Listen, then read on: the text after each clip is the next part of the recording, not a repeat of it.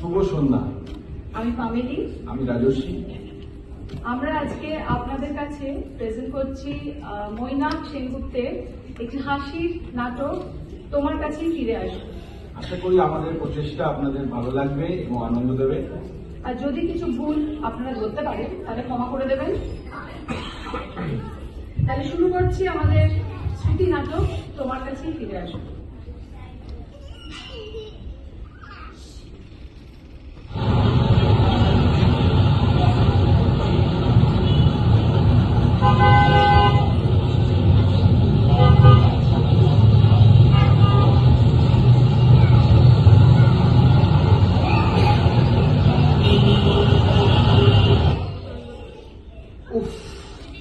এতক্ষণ দাঁড়িয়ে দাঁড়িয়ে আমার মাজা ধরে গেল সালা। এদিকে ঠেলা ওদিকে দুটো দুনিয়ার সব লোক যেন আজ গড়িয়াহাটে যাচ্ছে। আর এই পাশে এই সামনের সিটের লোকটা যেন উস্কুস উস্কুস করছে, নামবে নাকি নাকি ব্ল্যাঙ্ক ফায়ার করছে? না, এই তো প্যান্টটা কোমর ওপর টানলো, নিঘাত নামবে। উঠে সিট ছেড়েছে।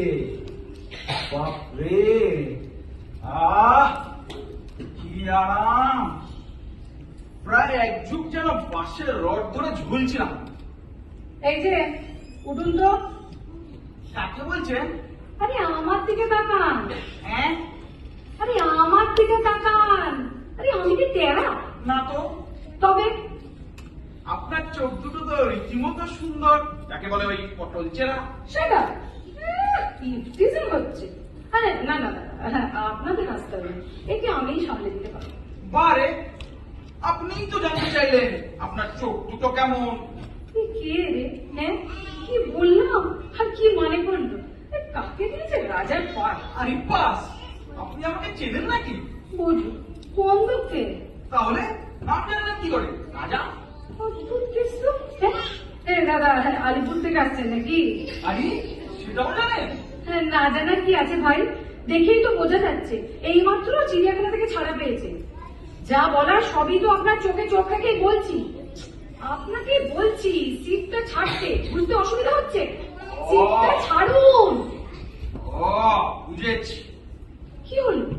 ঘাড় ঘুরিয়ে উপর দিকে কি দেখছি? পকেট মার হইতে সাবধান।